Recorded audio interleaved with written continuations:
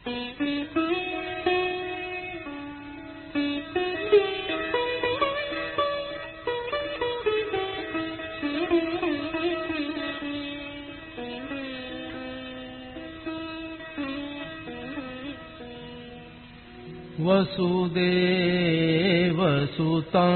देवं कंसचाणूरमर्दनम् देवकी परमानन्दं कृष्णं वन्दे जगद्गुरुम्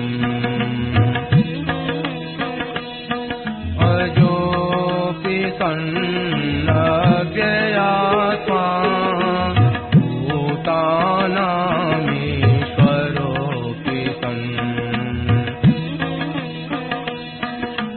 प्रकृतिं स्वामधिष्ठाय सम्भवाम्यात्ममायया यदा यदा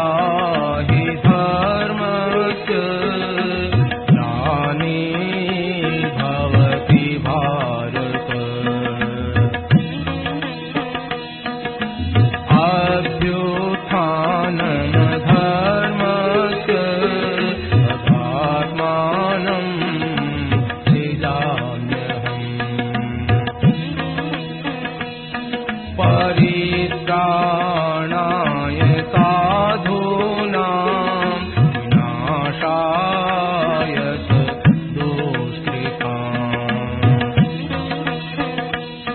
धर्म संस्थापनार्थाय सम्भवामि युगे युगे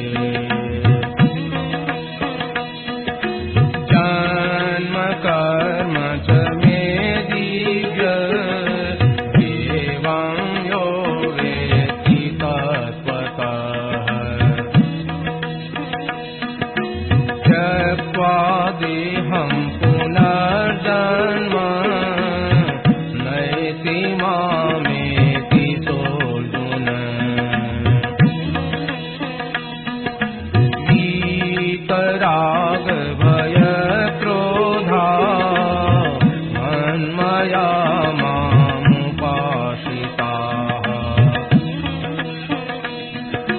बहवो ज्ञानतपसा भूता मद्भावमागताः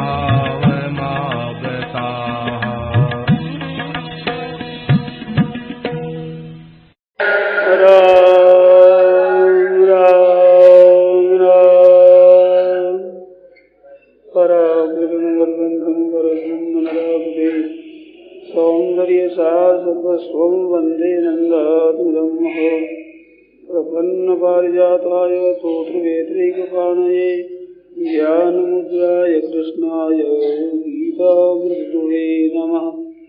वसुदेवसुतं देवं कंसचाणूरमर्दनं देवकी परमानन्दं कृष्णं वन्दे जगद्गुरुम् वंशी विभूषितकरान्नवनीरदाभात् पीताम्बरादरुणव्यङ्गफलाधरोष्टात् पूर्णेन्दुसुन्दरमुखादरविन्दनेत्रात् कृष्णात् परं किमपि तत्त्वमहं जाने। हरि ओं नमो परमात्मने नमः श्री गोविन्दाय नमो नमः। श्री गुरुचरणोरे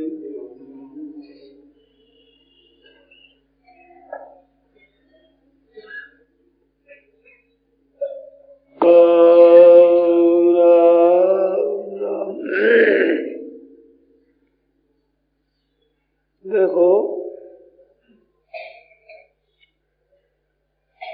घेरी और सर्वी की बात बताई। उसमें हमने सुना है कि जो जैन धर्म पालन करने वालों की फैक्ट्री में चर्बी के कनस्तर पकड़े गए, जिनमें अहिंसा मुख्य है। हिंसा नहीं करनी किसी जीव की, ऐसा जो धर्म है उस धर्म के पालन करने वालों में यह दशा। तो दशा क्या है कि धर्म कर्म कुछ नहीं, रुपया आना चाहिए।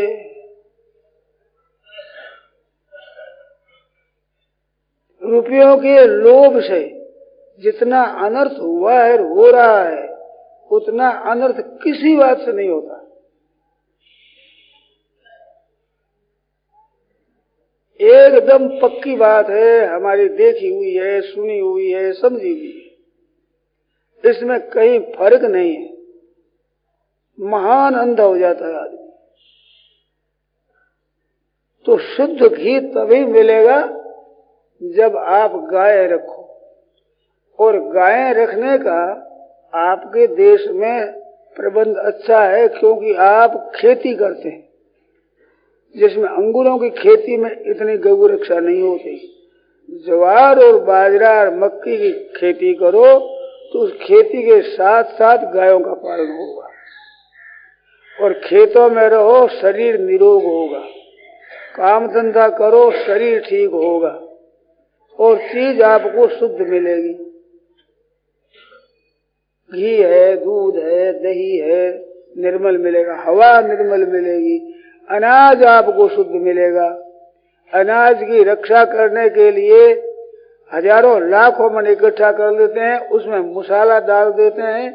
वे मसाला जब जाता है तो बहुत रोग पैदा करते हैं। वो करते तो हैं कि कीड़े मर जाए, अनाज खराब न हो, परंतु उस अनाज के साथ में जहर मिल जाता है, खाएगा उसका नुकसान करेगा। ये कब मिटे? आप खेती करो, शुद्ध अन्न होगा आपके घर में, गाय रखो, शुद्ध घी होगा, आपकी बुद्धि शुद्ध होगी, शरीर शुद्ध होगा, मेहनत करोगे, निरोगता आवेगी, सब तरह से लाभ होगा। इस तरह से आप रखो। आपके लिए कृषि, गोरक्ष, वाणिज्य तीन बताया है। उन तीनों में एक वाणिज्य, तो आप व्यापार तो करते हो, खेती छोड़ दी, गौ रक्षा छोड़ दी, अब किसको उलाना दे बताओ? ये आपका काम। मिलते हो जय गोपाल जी करते हो, और राजपूत मिलते जय रघुनाथ जी कहते हैं, तो वे तो रघुनाथ जी महाराज के, आप गोपाल जी के, तो उनकी तो रक्षा करो। बहुत बुरी तरह से गाय कत्ल हो।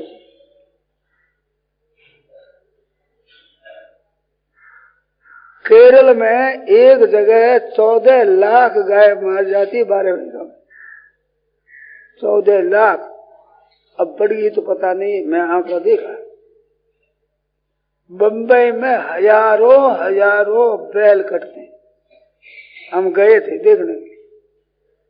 बहुत बड़ा कसाई खाना है, मोटर से बार बार घूम कर गए।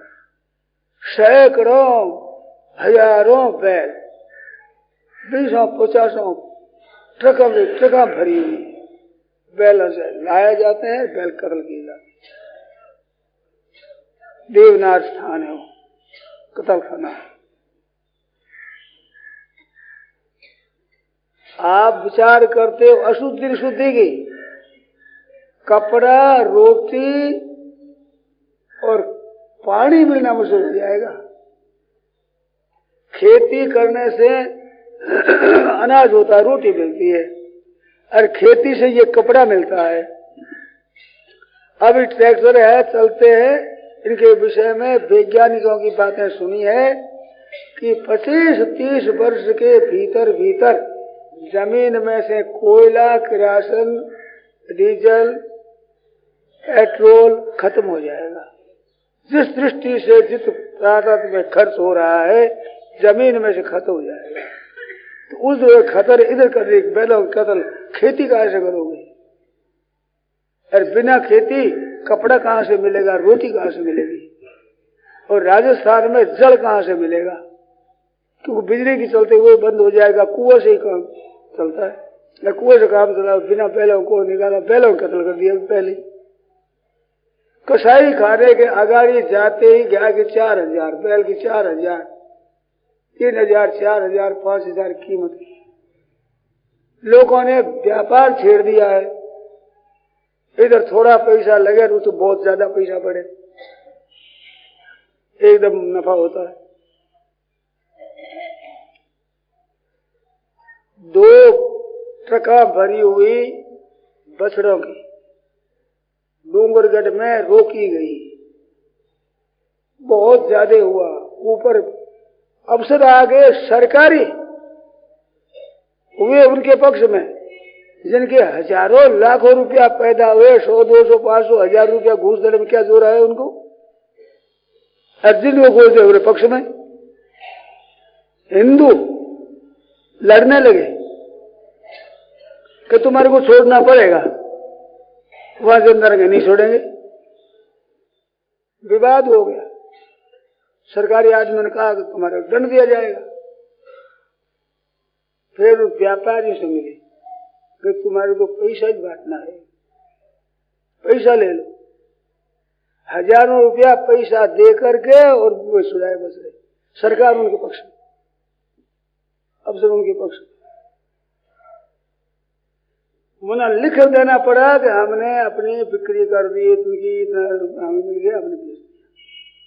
ये फैसला हुआ अंत में। ये दशा है।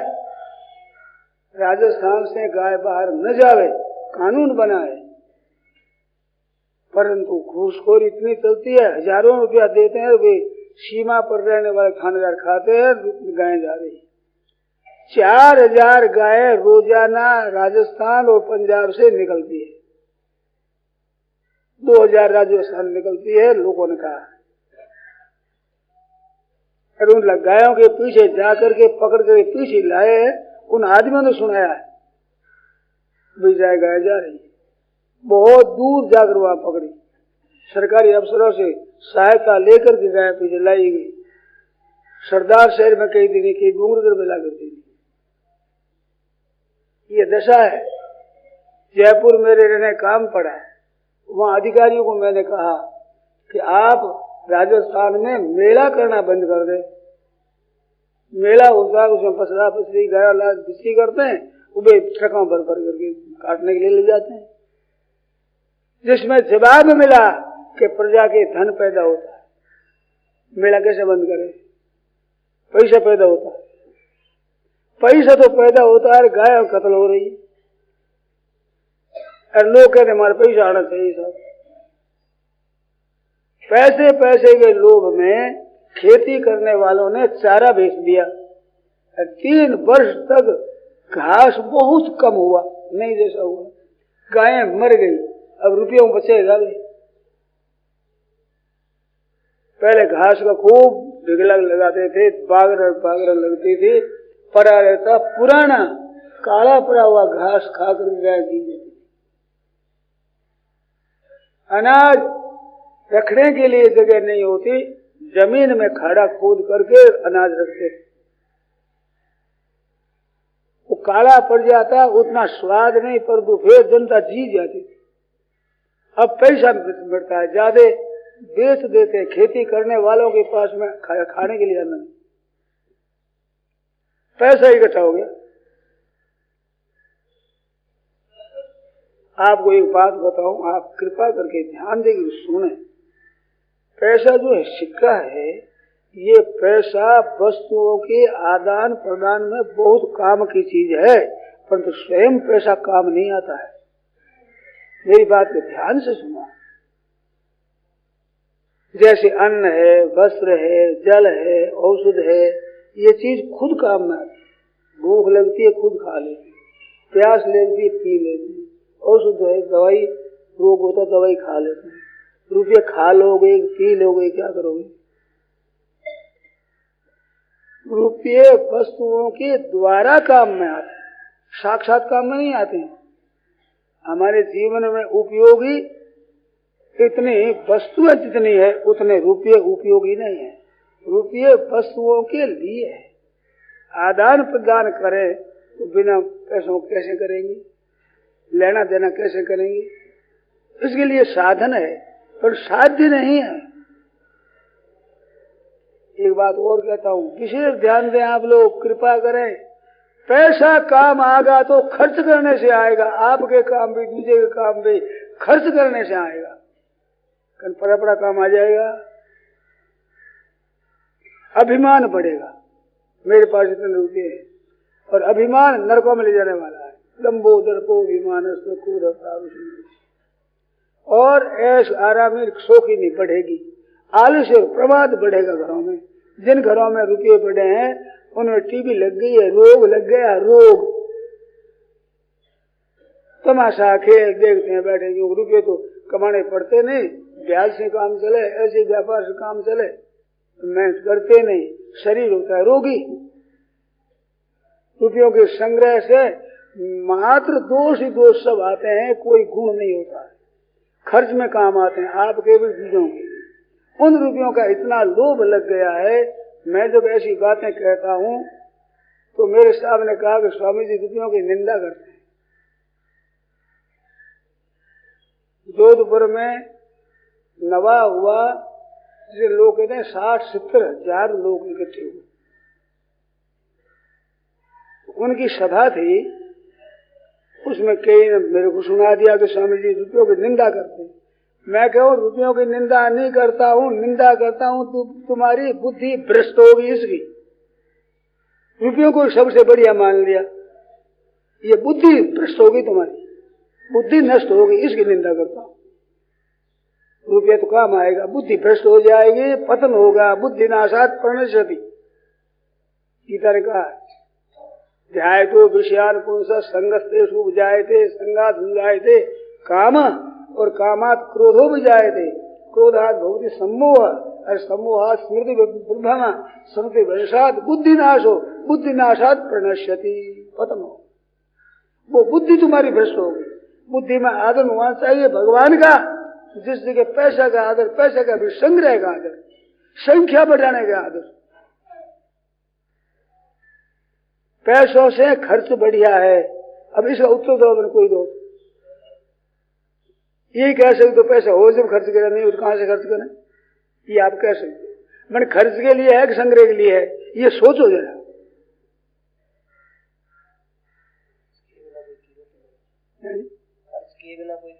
मैं वो खर्च करने के लिए ही कीमत है। खर्च मत करो, क्या कीमत है? पत्थर रख दो और पैसा रखो, क्या फर्क है? आपने एक बक्सा भर लिया नोटों से, हम भर ले रद्दी अखबारों से बक्सा, दोनों बक्सा भरा हुआ, फर्क क्या? जब तक खर्च ना करे तो हमारे बक्से में आप बक्से में फर्क क्या? बताओ, कोई बताओ। आओ माई का लाल कोई आओ। खर्च करें तब नोट बढ़िया होंगे, खर्च न करने से रद्दी अखबारों में और नोटों में क्या फर्क है? सोना और चांदी से बक्स भर लिया हमने, पत्थरों से भर लिया।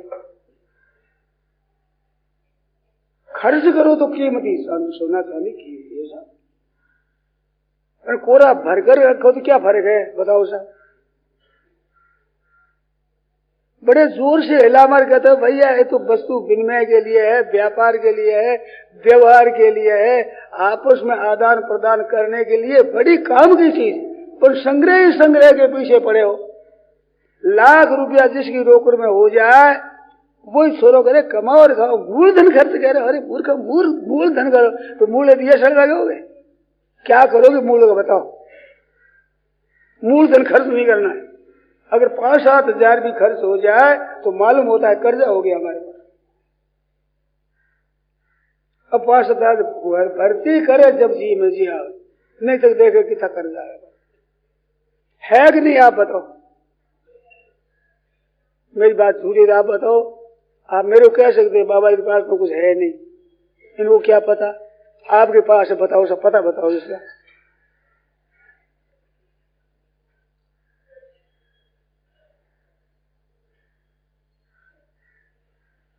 खर्चे के लिए पैसा है, व्यापार करने के लिए पैसा है, आपस में व्यवहार करने के लिए पैसा है, पर संख्या ही संख्या बढ़ाता जाओ।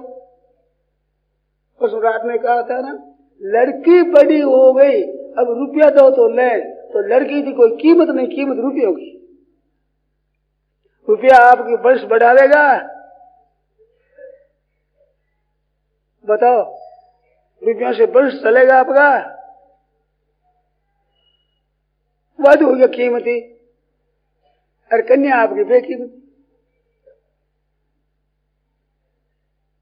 श्राद्ध होगा, तर्पण होगा, संतान होंगे, आपकी महाराज बाड़ी फले फूलेगी, बढ़ेगी, उसका तो तिरस्कार, रुपया घटेगा ही घटेगा, नष्ट ही होगा, स्वयं काम आएगा नहीं, उसका आदत। बुद्धि कहाँ चलेगी आपकी?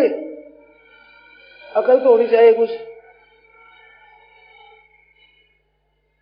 ये चर्बी क्यों मिलाई जाती है कि पैसा ज्यादा आ जाए, सस्ती मिलती है और महंगी बिके, पैसा पैदा हो जाए। अब धर्म और नष्ट और कर्म नष्ट और चाहे रोग और कुछ भी हो जाए, सब चीजों में मिलावटी। आटा में मिलावट, नमक मिर्चा मसालों में मिलावट, अनाज में मिलावट, मिनखा में मिलावट, बामणों में मिलावट, साधु में मिलावट। साधु ही नकली, बामण भी नकली, बढ़िया ही नकली। अरे असली बीज तो रहने दो रे भाई।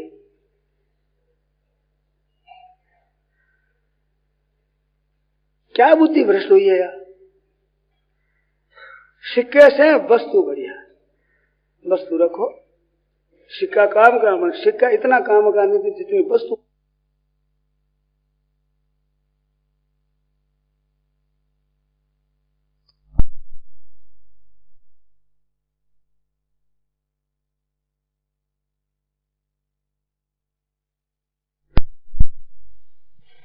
आप मेरी बात नहीं मान सकते, परंतु आप भी मेरे को मना नहीं सकते कि सिक्का बढ़िया है।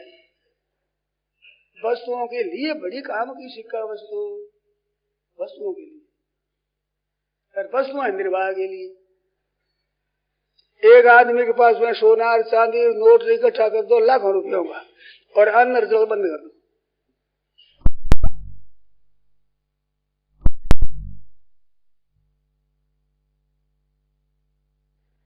आप मेरी बात नहीं मान सकते, परंतु आप भी मेरे को मना नहीं सकते कि सिक्का बढ़िया है।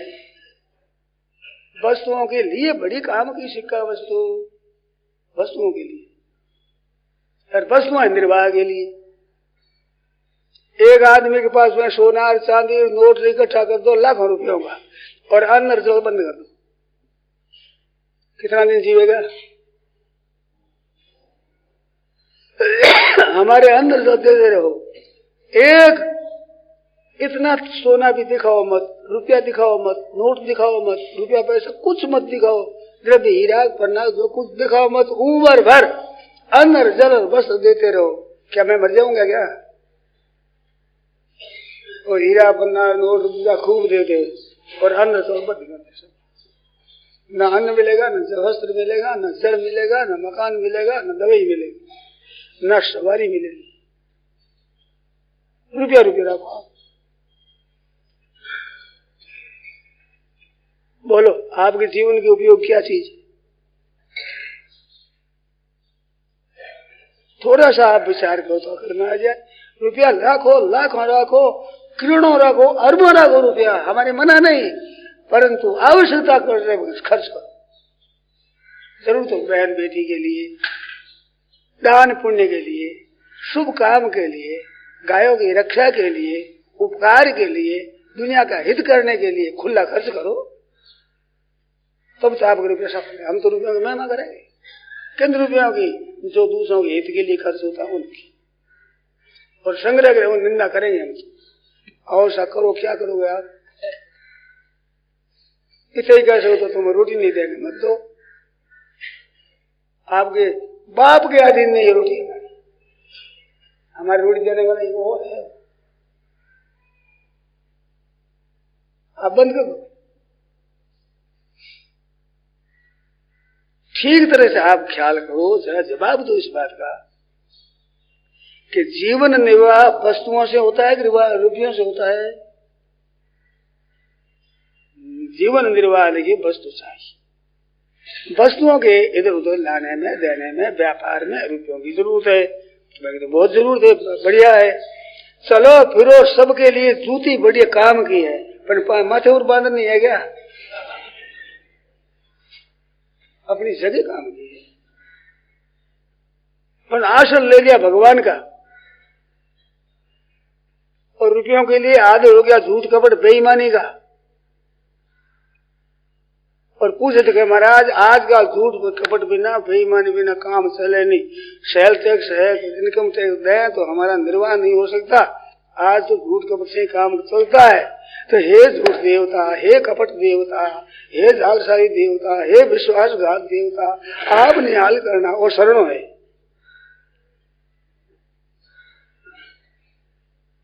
ये किसका भजन है, किसका है? आपके इष्ट देव है कौन? किसको मानते हो इष्ट देव? झूठ कपट बेईमानी विश्वासघात को इष्ट देव। इसे हम जी रहे हैं तो मर जाएंगे हम, नहीं तो हम मर जाएंगे। इस इष्ट देव के जीवा है जीते, ये कैसे सोच सकते? मैं को जी कर करोगे क्या? पाप ज्यादा कर मरोगे तो पहले मर जाओगे जल्दी।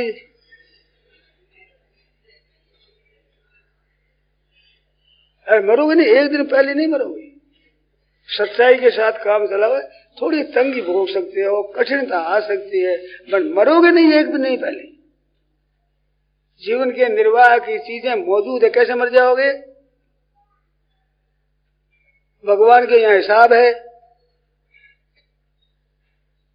आज लोग कहते हैं कि संतति निरोध करो क्योंकि अनाज नहीं है, तो अनाज पहले फिर संतति निरोध हो, संतति के बाद अनाज भी पैदा होगा। माँ के जन्म होता है तो हमारी माँ के दूध पैदा होता है, पहले प्रबंध पहले होता है। आप सत्संग के लिए आए हो तो जगह पहले हुई है, पीछे आप आ बैठते हो। तो भगवान की तरह अंधेरा है, जन्म तो ज्यादा अनाज है ही नहीं। वृक्ष ज्यादा होते हैं, वर्ष ज्यादा होती है, मनुष्य ज्यादा होगा, अनाज पैदा नहीं होगा ज्यादा। अक्ल पर पत्थर पड़ गया, अब करें क्या? संतति निरोध करो क्योंकि अन्न बहुत कम होता है। संतति होगी तो अन्न पैदा होगा। आवश्यकता ही आविष्कार की जननी है, कहावत है उनकी। आवश्यक होने पर वस्तु नहीं होगी। जहां वृक्ष ज्यादा होते हैं वर्षा ज्यादा होती है। हमने देखा टीडी बहुत आया करते, लोग कहते थे, मेरे देखी हुई बात है कि 3 वर्ष तक अब अकाल नहीं पड़ेगा, वर्षा होगी। हमारे लिए नहीं करे तो टीडी के लिए होगी, हमारे को अनाज मिलेगा। अब उनको नष्ट करते कि फाका को टीडी को और फिर सबको नष्ट कर दिया, अब नहीं आती है, अब वर्षा ही नहीं होती, अनाज नहीं होता। 3-4 वर्षों तक घास पैदा नहीं हुआ, अनाज तो फिर भी पैदा हुआ क्योंकि पशुओं कत्ल हो रही है पशुओं की। अब तुम्हारी जरूरत क्या घास की? वर्षा होती है घास नहीं होती। आवश्यकता वालों ने वास्ते होता है भाई। तो ये जो चर्बी मिला देना, चीजें मिला देनी, रेत मिला देनी, आमली के कुंचों को पीस करके आटे में मिला दिया,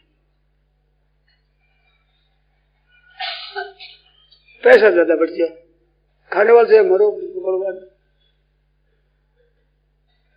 मिर्चा है वो बेचनी है, सब क्या करोगे? थोड़ा पानी छिड़को दे दो, सड़ जाए, बड़ी बड़ी खराब हो जाए तो परवाह नहीं, मन तोले जरा तोल ज्यादा हो जाए, पैसा ज्यादा मच जाए।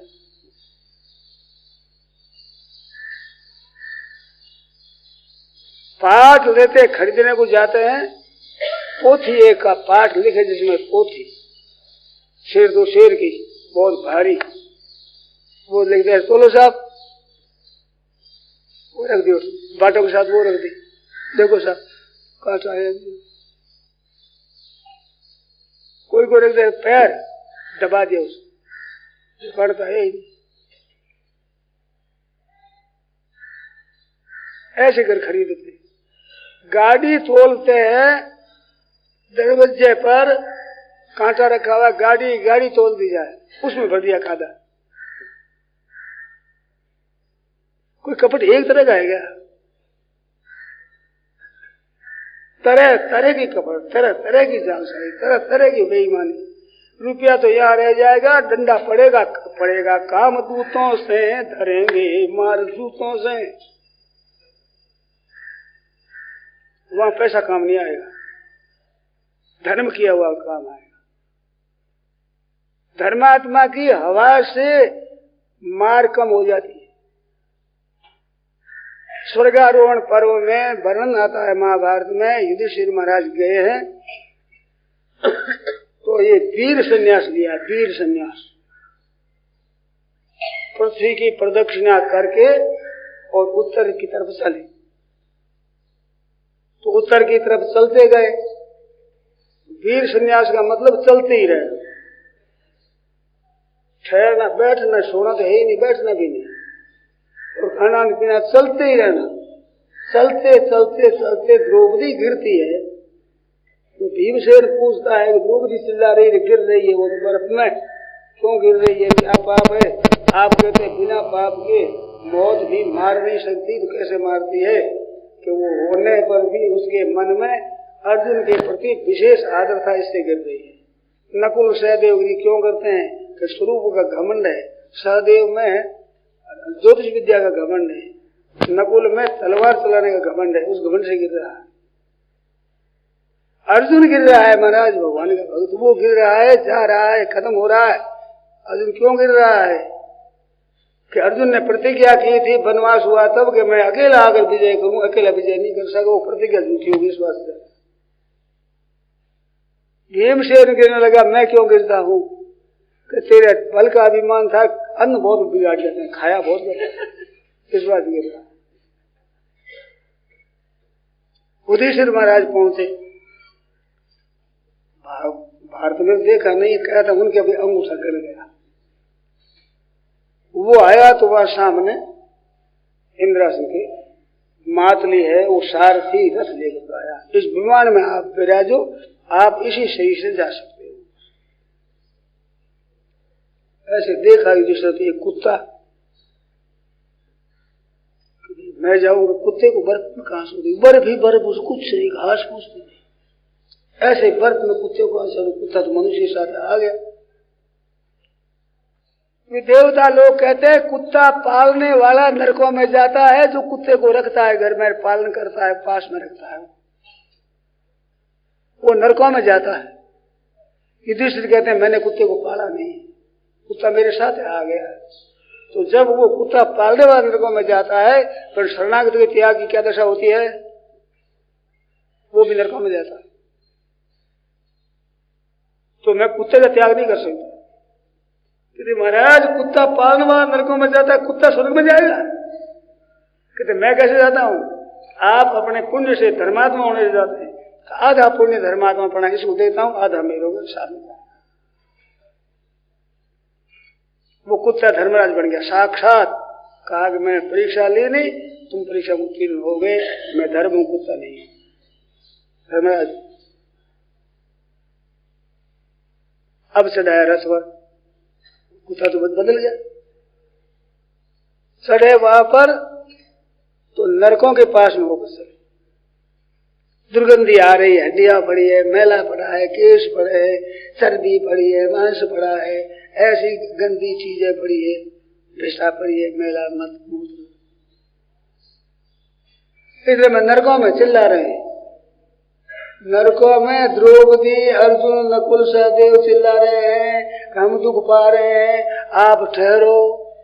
जीव चिल्ला रहे हैं कि युधिष्ठिर महाराज आप आए हो, आपके कारण से यहाँ अस्त्र शस्त्रों की मार है, अग्नि की मार है, वो कम पड़ गई है, उतनी मार नहीं पड़ती, आपके आने से हवा मात्र से शांति मिली, आप ठहरो। वो हम यही ठहरेंगे। साथ वाले कहते महाराज एक दिखाया, आप चलो, आप नहीं हम यही ठहरेंगे। थोड़े चलो, थोड़े देर क्या ये ऐसा रास्ता कब तक, कहां तक है? कहते यहां तक है। कह दिया था कि ये जब प्रश्न कर ले युधिष्ठिर ऐसा भयंकर रास्ता कहां तक है, वहीं तक, वह खत्म कर, बदला बदल गया। बेटिए क्या है, तुमने जो अश्वत्थामा हता मारा, झूठ बोले थे नकल से, उस झूठ से ही तुम्हारे दिखाया सब गया है। अब देखो द्रौपदी वहां बैठी लक्ष्मी के पास, वो नकुल और सहदेव अश्विनी कुमारों के पास बैठे, अर्जुन कृष्ण भगवान के पास बैठा, भीम से वायु देवता के पास बैठा। युधिष्ठिर के मन में आया कि देवताओं की बुद्धि भ्रष्ट हो गई, हमारे भाइयों को, हमारी स्त्री को नरकों में ले गए, बुद्धि भ्रष्ट हो गई कि नहीं, आपने जान करके झूठ बोला तो हमने जान कर नरक निकाला। इस तरह का शब्द नहीं आता, भाव आता है। सब बैठे देखे तो उनकी हवा से मौत मरे हुए नरकों में गए हुए प्राणियों की पीड़ा शांत हो गई हवा से। उन महात्माओं के दर्शन से अशांति, चिंता, शोक ये मिट जाते, क्योंकि वो भगवान का भजन करते हैं, सत्य का आश्रय लेते हैं। धनी आदमी के देखने से कहीं शांति मिलती है क्या? लाखों रुपए अब धनियों के पास में नौकरी करते हैं, नौकर, उनसे जीविका चलती है, गृहस्थ का पालन होता है, वे आपस में कहते हैं धन तो भाग से हो गया, सेठ में अकल नहीं है। जिनसे रोटी मिलती है उनकी निंदा करते हैं आपस में नौकर। और संत महात्मा हुए जो कौड़ी है, किसी को परखा के नहीं, और सब कहते महात्मा जी दर्शन करने में शांति मिले। बताओ, चौड़े बातें पड़ी हुई, परंतु भाई ध्यान नहीं देते आप। धनी आदमियों को तो यहां तक कहते हैं कि दूसरे का मुंह कौन देखे, परंतु क्या करे, रोटी मिलती है काम करते हैं, नहीं तो मुंह नहीं देखे। भर्तृहरि खलोल्लापासूढ़ कुसुदाराधनतया निगृह्यान्तर्बाष्पं हसितमभिशून्येन मनसा। जिन राजाओं के धनियों के पास में रहे और वे कड़वे कड़वे शब्द बोले, खलोल्लापा उनका उल्लाप, दुष्टों का, मूर्खों का, लंसराज का सोढ़ा हमने सहा। खलोल्लापा सोढ़ा क्यों? कुछ तदाराधनतया, ये राजी हो जाए तो कुछ पैसा देगा।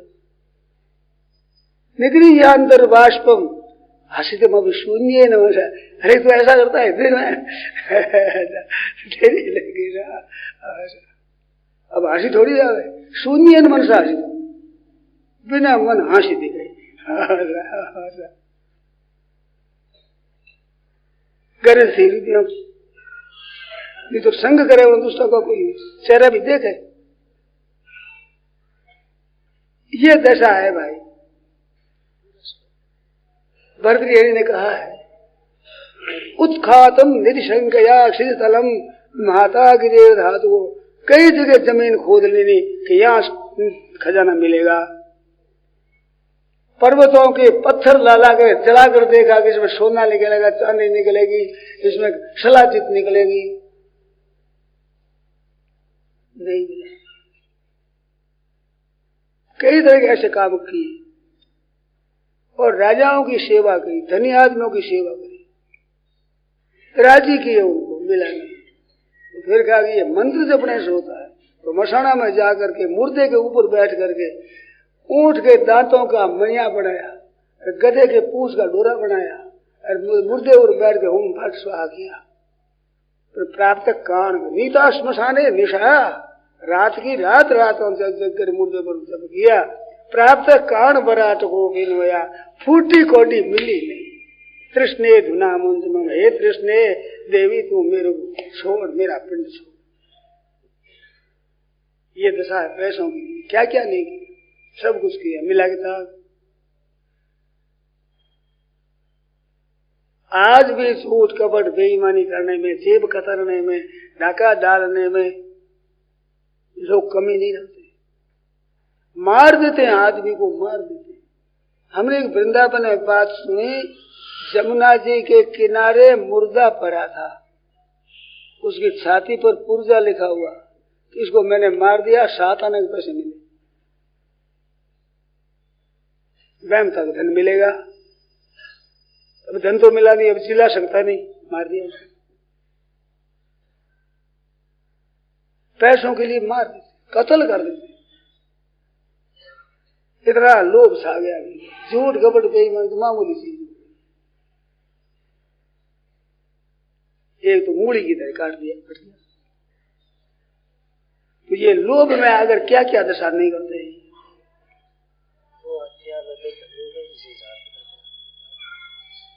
गौ हत्या होती है, इसमें जो अरबों रुपया जिनके पास में, ऐसे धनियों की एक सभा है, मैंने सुना है भाई, जरूर इनमें संदेह नहीं है, क्या सच्ची है झूठी भगवान जाने, हमारे पता नहीं, पर सुनी जगह में संदेह नहीं है। वो एक एक से धनी होना चाहते हैं।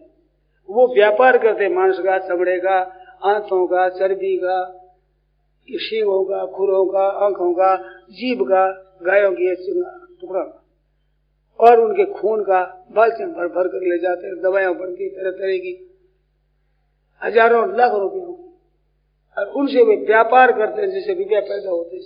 उन धनी आदमियों ने मिल करके व्यापार चला रखा है। अब बंद कैसे हो? और बंद करे तो सरकार के वोट जीतने के लिए हजारों लाखों रुपया कौन दे? और वे रुपया देते हैं, उसके ऊपर चला देंगे हम सभी। सरकार तो रुपया मिल जाए। रुपयों के बल पर गाय की हत्या हो रही है जोर से। बिक्री करने वाले भी रुपयों में देते हैं, रुपया मिल जाएगा। रुपया, प्रजा के रुपया पैदा होता है। ये उत्तर मिला है जयपुर में। प्रजा का नाश हो रहा है, गाय मर जाएगी, बछड़ा मर जाएगा, बैल मर जाएगा, दशा क्या होगी? कहां से अन्न जल मिलेगा? सोचते धर्म की बात दूर रही, जीवन निर्वाह मुश्किल हो जाएगा। आज व्यापार के नाम से क्या नहीं कर सकते। मिलिट्री को मांस सप्लाई किया है बढ़िया ने, रुपये पैदा ज्यादा होता है। अभी एक घर की बात करूं, कलकत्ते की, एक लड़का माहेश्वरियों का ब्याह हुआ, उसके ससुराल वालों के बहुत धन है। उन ससुराल वालों ने मांस का ठेका लिया। उसने कहा तुम्हारे घर का पानी नहीं पीऊंगा। लड़की तो ले ली, रोटी नहीं खाऊंगा कभी। अब जवाई नाराज हो गया तो विचार करते करते बंद किया। मैंने पूछा उस भाई, ऐसा विचार हो रहा है? मैंने जवाब दे दिया कि तुम्हारे घर आऊंगा नहीं कभी, तुम्हारे घर का पानी नहीं पीऊंगा, रोटी दूंगा नहीं, कुछ नहीं। अब तुम बेटी को देना चाहो, मैं ऐसा पाप का पैसा नहीं देना चाहता। कमी है नहीं, घनी था, दाल रोटी भगवान ने दे रखी है, फिर अब क्या ऐसा पाप करोगे? फिर मैंने पूछा क्या हुआ, तो बंद कर दिया। नहीं, ये दशा है आज आप देश भाइयों की। देखिए बामण बनिया कहलाता, ठाकुरों के जो काम पड़ा, मैं कहा भाई घरों में मांस, महाराज सब बामण बनिया है, सब बामण बनिया। अब किसको कहे बामण बनिया, खुद कर ले, किसका नाम ले? आदशा हो रही। आप सुधार करो, कृपा करो, किसी को कष्ट नहीं दे, ये बात आरंभ में थी। ये बात याद रखो, कष्ट देना क्या, कत्ल की कत्ल कर देंगे। और केवल लोभ में आकर, और लोभ का संग्रह, धन का संग्रह करने का लोभ। भाई रोटी नहीं मिले तो आदमी क्या करे? ये तो बात है नहीं। धन आपके पास में, भगवान ने रोटी दे रखी है, फिर पाप क्यों करो, अन्याय क्यों करो? न्याय से खटो, परिश्रम करो, व्यापार करो, उसमें मिल जाए धन, अपने खूब संग्रह करो, अच्छे से अच्छे काम में उत्साह पूर्वक खर्च करो, आप धन्यवाद के पात्र होंगे। धन खराब नहीं है, वस्तु खराब नहीं है, दुरुपयोग खराब है, सब जगह ये बात। इस वास्ते भगवान ने बुद्धि दी तो काम करो। अब बात बताता हूं कि भगवान अवतार क्यों नहीं लेते? ऐसा अन्याय हो रहा है, गाय मारी जा रही है, अवतार क्यों नहीं लेते? तो भाई क्यों नहीं लेते इस बात को वास्तव में तो भगवान जाने। और भगवान अवतार नहीं ले, मैं मेरे पास पत्रावे सीधे, मैं कैसे बता दूं? पर मैंने संतों से सुना है, वो बताता हूं। सतयुग, त्रेता, द्वापर, कलि 4 युग है, जिसे एक एक नीचा है। त्रेता युग के समय में राक्षसों ने ब्राह्मणों को, तपस्वियों को खा खा करके हड्डियों के ढेर लगा दिए, अस्थि समूह देकर गुनाया। भगवान ने पधारे वनवास में, देखा हड्डियों का ढेर, किसके? ऋषि मुनियों का दिया। तो भगवान भुज उठाए पण की, निस्तर करो मई, भुज उठाए पण की, सकल मुनि के आश्रम में जाए जाए सुख दी, फिर राक्षसों का मैं नाश करूंगा।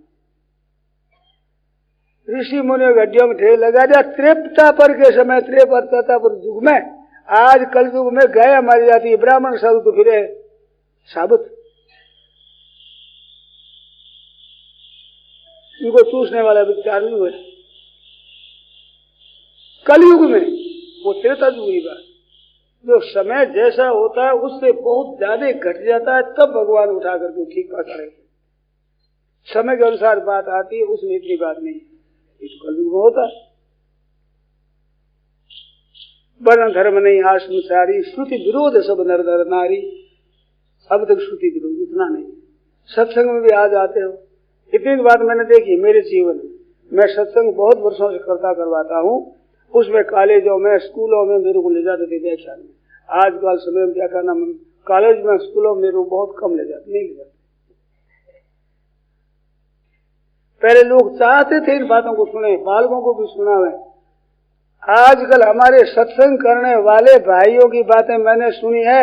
पहले सत्संग में जहाँ सोरा ठीक हो जाता, हमारी कच्ची बुद्धि क्या जाते थे, सोरा को नहीं जानते, नहीं कच्ची बुद्धि। हमारी पक्की बुद्धि मानेंगे नहीं, एक उसकी पकार कर जाते। इसको ढाल लेकर के जाओ युद्ध में, जो बुद्धि पक्की बना कर जाए, ऐश्वर्या कच्ची बुद्धि हो। अब किस गाड़ी सत्संग करने वालों की बात है।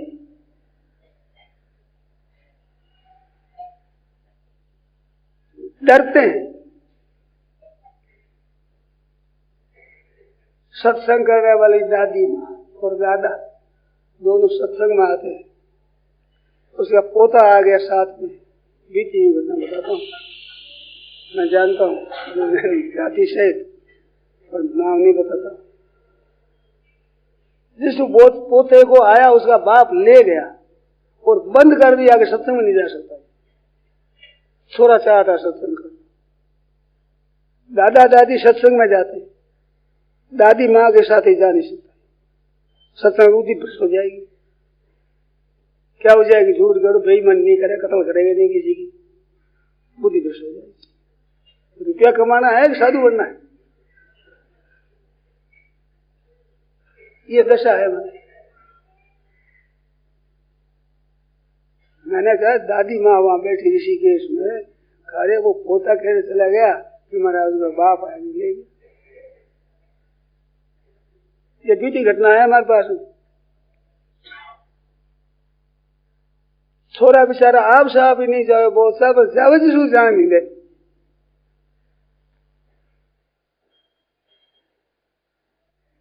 सुख स्वाति नहीं, सत्संग आदि स्वाति नहीं। झूठ कपट करो, बेईमानी करो, ठगी करो, धोखेबाजी करो, विश्वासघात करो, हाँ ठीक है, और जाओ नरकों में सीधे। ये माँ बाप का काम रहा। कितना समय गिरा है। अब भगवान अवतार ले, कलयुग में जैसा हुआ है उससे बहुत गिर जाएगा तब। अब तो कलयुग में धर्म की चर्चा भी होती है, पुराणों की चर्चा होती है, कीर्तन करते हैं, सत्संग करते हैं, गीता संस्था प्रचार कर रही है। आफत उन पर भी बहुत आती है। 2000 संवत से पहले एक चेतावनी पुस्तक निकली थी, मैंने देखी, आपने देखी होगा। उसमें लिखा था कि 2000 संवत में लोग कलयुग में तो सोएंगे और उठते ही सतयुग आएगा सामने। अब सतयुग आएगा। बड़ नीचे सत्संग होता था, किसी आदमी देखा, गोविंदगा ने कहा, जयदयाल जी गोविंदगा, वो बोले कि हम आज का सत्संग करते हैं, जो अगर सत्संग करते रहे 2000 के बाद तो हम सतयुग ही मान लेंगे। तुम तो कहते सतयुग आएगा, कलयुग आएगा भयंकर और गिरेगा समय।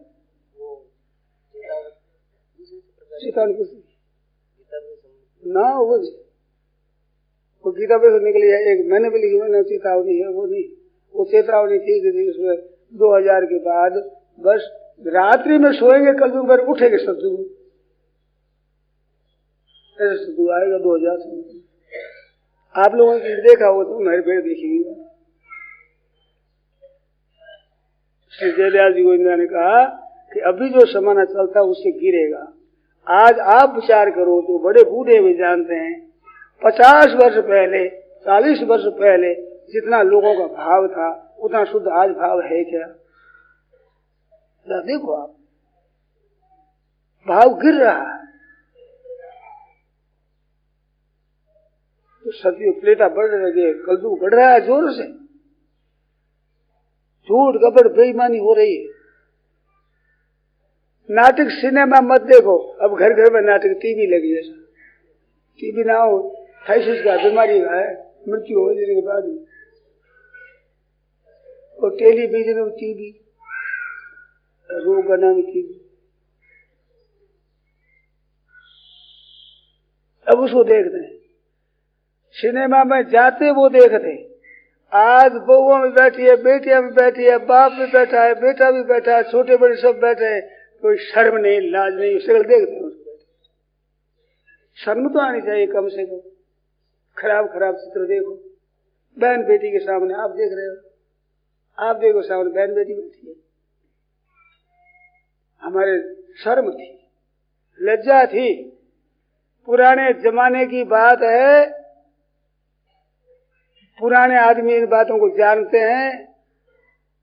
लड़का माँ बाप के सामने अपने लड़के को गोद नहीं लेता था, डरते थे, शर्म आती थी।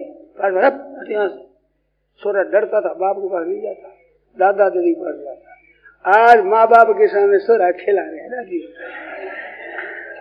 शर्म क्यों नहीं हो रहा? अरे अपने बेटे को खेला है माँ बाप के सामने,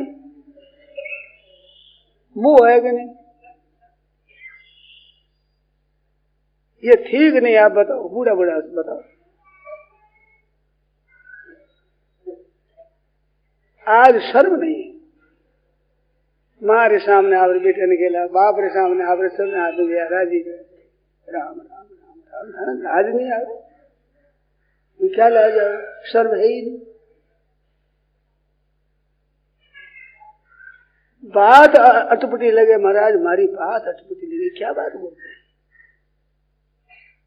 मेरी बात समझ में नहीं आती। 2000 से पहले की बात है, एक जगह भिक्षा गया मैं कलकत्ते में, अपने माँ बाप के सामने छोरा गोदी खिला रहे, मेरे को शर्म आई, उनको शर्म नहीं। अपना छोरा है तो शर्म आनी चाहिए ना, बड़ों के सामने में अपने छोरा के लाड़ प्यार कैसे करूं? एक अंत में ले लो बड़े, रामायण अंक निकला बहुत पुराना, उसमें वो लक्ष्मी जी का लड़का है, शत्रुघ्न जी का लड़का है, वो खेलता हुआ कहता हमारे बड़े पिताजी थे, ये छोटे पिताजी थे, अच्छे नहीं, उतारने का हटिया से। बच्चा कहते ये अच्छे नहीं। वो कैसे लाड करे बताओ? रामचंद्र जी भगवान बिराज बैठे हुए अपने छोरे का लाड करे, तो हमारे छोटे पिताजी अच्छे नहीं, ताड़ना करते, ये शिकायत करता। ऐसी लज्जा थी, शर्म थी।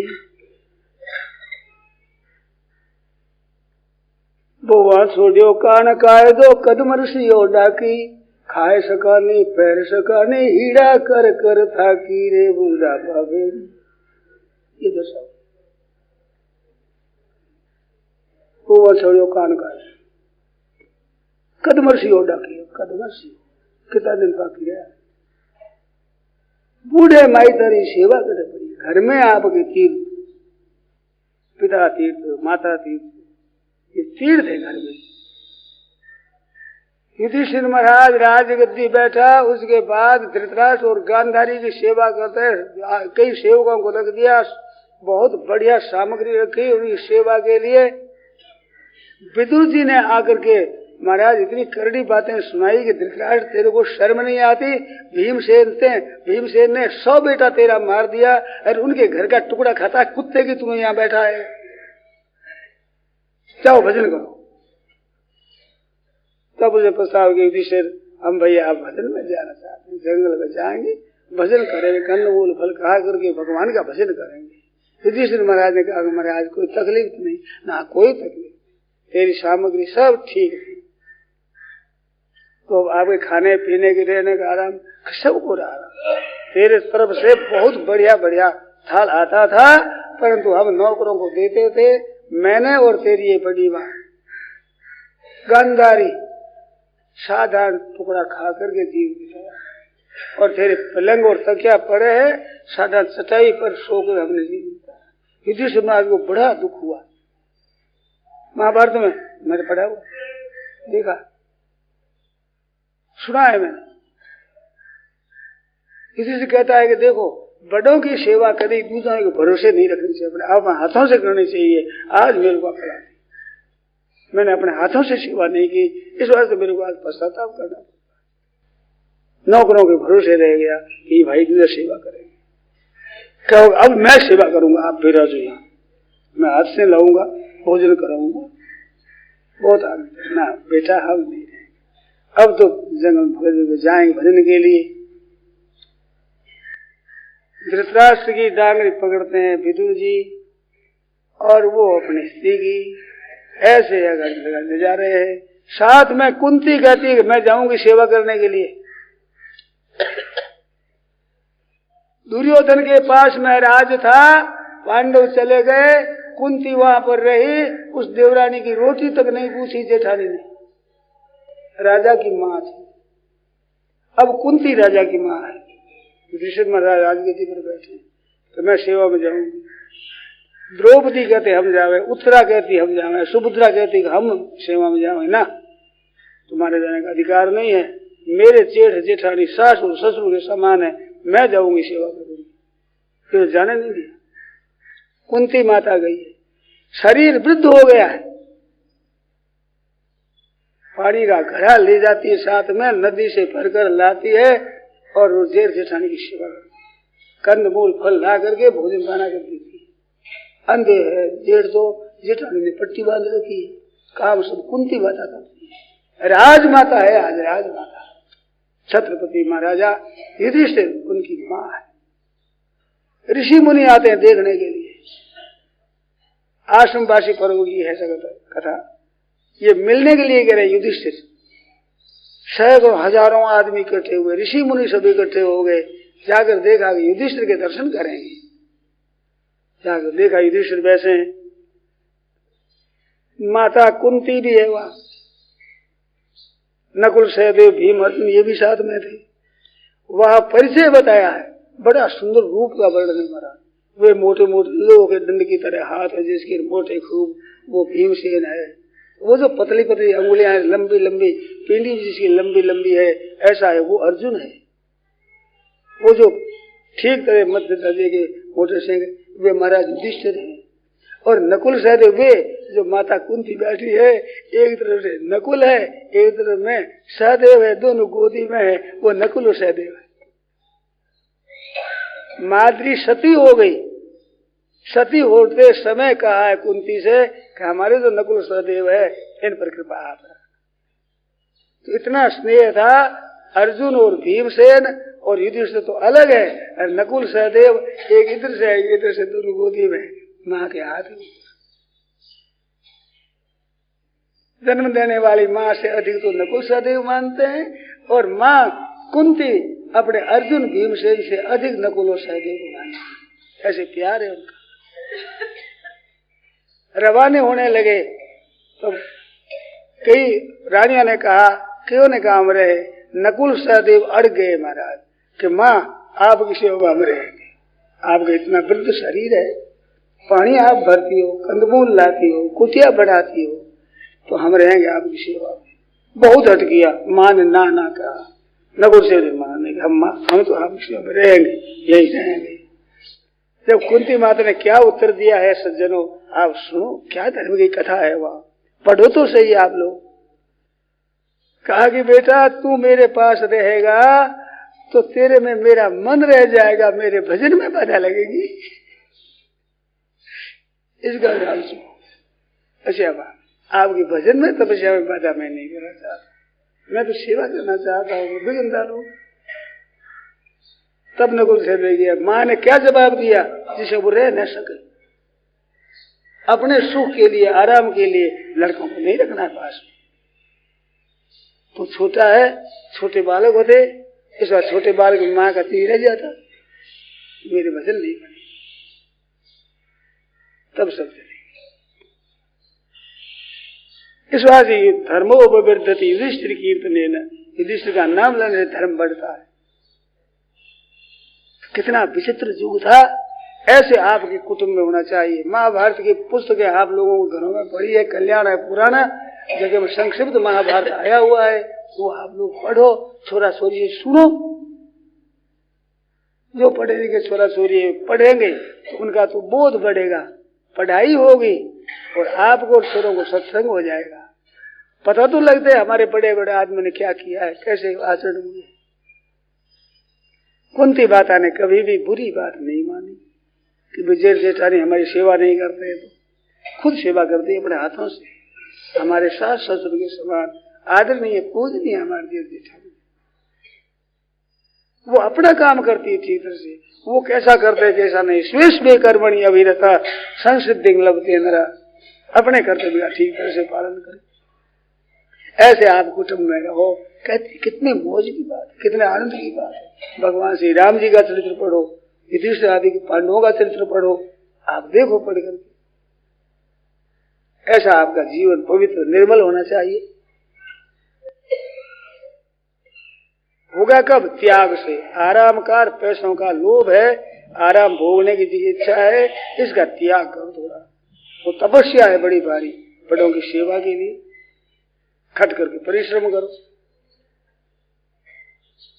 पैसा खर्च करके माइतों की सेवा करो। माँ से कह दो कि माँ आपके पास गहना है, बढ़िया बढ़िया रुपए पैसे हैं, जितनी जो कुछ रकम है वो चाहे जिसको दो, मेरे छोटे भाई को दे दो, बहन को दे दो, तुम्हारी मर्जी हो जिसको दे दो, दान पुण्य कर दो, सेवा मेरे से ले जाओ। खर्चा लगे मैं दूंगा, खट कर परिश्रम मैं करूंगा। और स्त्री को कह रहे सेवा करो, मेरी स्त्री सेवा करेगी, माँ जी सेवा मेरे से ले जाओ। कितनी बढ़िया बात, कितना माँ जी राजी हो जाए। माँ जी तो दूर रहे, हम लोग सुन करके राजी हो जाए। ऐसे आप घरों का बर्ताव हो, और आप घरों की रोटी से हम पवित्र हो जाए, अन्न पवित्र होता है। ऐसा प्यार जैसे महाराज सुना रहे थे कि घर में रहने की विद्या सीखो। घर में तो रहते ही हो, विद्या सीखो। स्वार्थ और अभिमान का त्याग करके उनको सुख कैसे पहुंचे, उनको आराम कैसे पहुंचे, उनका आदर सत्कार कैसे हो, ये विद्या है घर में रहने की। आप सब ठीक घर में रहना आ जाएगा। काम करना तो लग गए तो विद्या आती ही नहीं, कैसे करोगे? तो घर में रहने की, गृहस्थ में रहने की विद्या है, ऐसी विद्या सीखो तो आपका कितना बढ़िया होगा। भगवान अवतार क्यों नहीं लेते? सीता जी का परित्याग किया है तो वो राजा थे, उन्हें केवल बात सुन ली, कहते लोग चर्चा करते। राम जी ने पूछा, रे मेरे भाइयों के, मेरी स्त्रियों के विषय में, मेरे पुत्र के विषय में लोग क्या चर्चा करते हैं? तो रात्रि में जाते थे, सूते थे घरों में। पद्म पुराण में बड़ा सुंदर वर्णन आया। स्त्रियों कहती राम जी का चरित्र कर रहे हैं, की लीला गा रहे हैं। एक छोरे को माँ बुब्बा दे रही है, दूध पिला रही है, कह बेटा राम जी के राज्य में माँ का दूध दुर्लभ है और कोई दुर्लभ चीज नहीं है। माँ का क्यों है? राम जी के राज्य में मरेगा, जन्म क्यों लेगा पैसा? वो मिल गया सो दूध मिल गया, अब माँ का दूध नहीं मिलेगा तेरे कभी। अब पीले देना, पीला है, राम जी के राज्य में जन्म हुआ है, अब माँ का दूध नहीं मिलेगा। माँ का दूध तो भी मिलेगा जन्म लेने। पद्म पुराण में ऐसी कथा है, विचित्र पर ऐसी बात कर रही। और मैं सुना कि महाराज एक धोबी ने ऐसा कह दिया, अपनी स्त्री रात भर रहेगी बाहर, सुबह आई मैं नहीं रहेगा, चलो हटो यहाँ से, मैं राम सूर्य जी थोड़ा ही हूँ जो कई महीना रही, 12 महीना वहां रावण के, और अपने रख लिया, मैं राम नहीं हूँ, हट यहाँ से। ये आगे बड़ी क्षमा मांग के हमारा ये बात ऐसी भी आपको पड़ जाती है, ऐसी बात। अब राम जी को हम क्या करें? हमारे मालिक सभा विसर्जन करती, एकांत में बैठ कर विचार किया राम जी ने खूब गहरा कि मेरी सीता में कोई दोष नहीं। अग्नि का स्नान किया, अग्नि कड़वी बात सुनाई वाल्मीकि में। राम जी बहुत कड़वे बोले। सीता जब आई, हर एक आदमी कह नहीं सकता, हम तो कहने में शर्मिंदे होते हैं। ये विभीषण खड़ा है, ये सुग्रीव खड़ा है, ये दूसरे खड़े हैं, तेरी मर्जी हो जिसके पीछे चले जा। सीता जी लक्ष्मण जी का भी नाम ले दिया। ये हनुमान खड़ा है, तेरी मर्जी हो जिसके पीछे चले जा। मेरे को स्त्री की गर्ज नहीं है, मैं तो मेरे पिता की शान रखने के लिए युद्ध किया है, तेरे को राक्षसों के फंद में से छुड़ाया है, मेरे को तेरी गर्ज नहीं है, चाहे जिस चीज पीछे चली जा। कितनी कड़ी हुई बात है। सीता जैसी जगत जननी, जानकी जैसी पतिव्रता, शुद्ध बनाने के लिए तो भी धोबी की चर्चा हुई। अगर नहीं कहते तो क्या दशा होती। आज राम जी की तो निंदा कर देते हैं कि बनवा निकाल दिया, पर सीता जी की निंदा करने किसी में ताकत नहीं। आज कर दे ऐसे करते तो सीता निंदा मौजूद में भी करने वाले हो गए, तो आज क्या दशा करते हैं। इस वास्ते कहा सीता जी कहती लक्ष्मण लकड़ियां ला, सीता बना दे। बड़ी मुश्किल हो गई। राम जी ने कहा ले आओ, लकड़ियां लाकर सीता बना दी। आग लगाकर सीता जी बैठ गए, आग लगा दी और कहा कि कभी मेरा मन भी श्री राम जी के चरणों को छोड़कर अगर गया हो तो ये आग तुम जला दे। अग्निदेव प्रकट हो गया। दशरथ जी महाराज आ गए। विजय होने पर दशरथ जी आए और कहा राम तुम्हारे हमारी लज्जा रख दी, हमारे वंश की शान रख दी, दुष्ट को मार करके सीता को छुड़ा लिया, वो ठीक किया। अब सीता को तुम ग्रहण कर। पहले जनक राजा ने दी थी, आज मैं देता हूं बेटा, ये सीता तू स्वीकार कर। महाराज जनक कहते, दशरथ जी कहते, जनक ने अपनी पुत्री दी थी ना, तेने स्वीकार किया, तो आज मैं देता हूं, तो इनको पास में रख। शुद्ध है, पवित्र है, निर्मल है सब तरह से, और तुम मेरे से वरदान मांग। हम देवता जुड़ी में देवता वरदान देकर राजी हुआ करते हैं, इस बात से तुम मेरे से वरदान मांग। क्या चाहते। राम जी ने कहा महाराज आप मेरे को वरदान दो तो मैं एक वरदान मांगता हूँ। हाँ मांगो। मेरे को वनवास हुआ उस समय में आपने कैकेयी को शाप दिया था कि मैंने अग्नि की साक्षी में इसको स्त्री स्वीकार किया। आज मैं इसका और इसका बेटा भरत दोनों का त्याग करता हूँ। इनका दिया हुआ पिंड और पानी मेरे को न मिले, ये आपने शाप दिया, वो शाप पीछा ले लो। मेरी माँ कैकेयी का दिया पिंड पानी, मेरे प्यारे भरत का दिया पिंड पानी, आप स्वीकार करो। शाप ये वरदान कितनी विलक्षण, कितनी अलौकिक बात। बिना कसूर वनवास में देने वाली कैकेयी के लिए पिताजी से वो शाप दूर करा लिया, वरदान मांग लिया। मंद करत जो करेगी भलाई, उमा संत की है बढ़ाई, मंद करत जो करेगी।